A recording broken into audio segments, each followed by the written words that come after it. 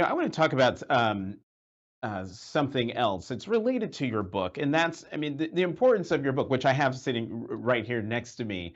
Um, in books, it's important for children to be able to see themselves when they open a book or go to a movie.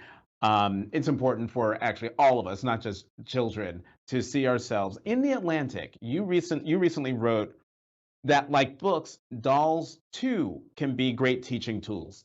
Talk more about that. Well, I mean, let's say, for instance, if you are a parent of a white child, and that white child primarily goes to a predominantly white school. And let's say you want to start talking to that child about race. Let's say you want to make sure that child does not connect, let's say, dark skin color with things that are bad, and light skin color with things that are good, that kids by elementary school, if not preschool, are already unfortunately doing. How can you do that as a parent? How can you go about teaching the child? You see these different skin colors?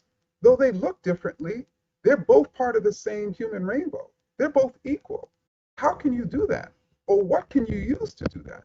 Dolls. You make a fascinating argument in that Atlantic piece. You say we can follow the history of school segregation through the evolution of American toys. Connect those dots. Yes, I mean, I think that recently, for instance, when I say recently, over the last few decades, there has been an effort to diversify American toys, to ensure that toys are reflective of all the different people from different skin colors and religions and body sizes. But by the 1950s, in particular, when there was an effort and people believed that assimilation was going to bring about racial progress. And what I mean, Jonathan, by assimilation, this the efforts of all peoples of color to be white and look white. What actually happened at that point is there was an effort to essentially make all the toys look uh, like white people.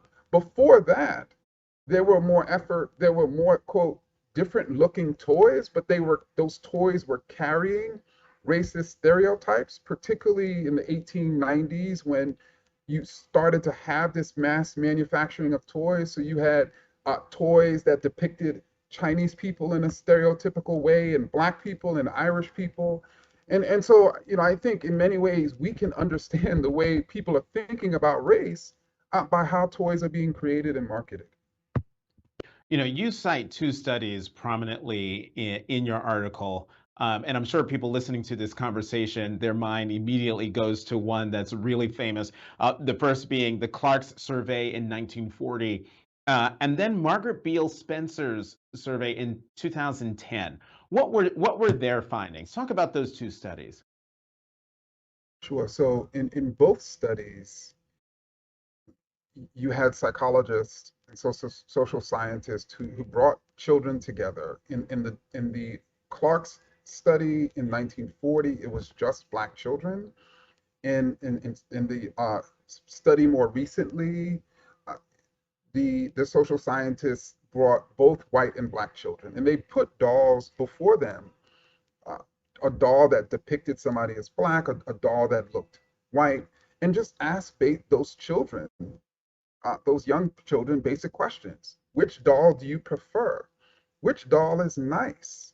And what they found in both cases is that children, both black children in 1940s and black and white children recently, preferred the white doll.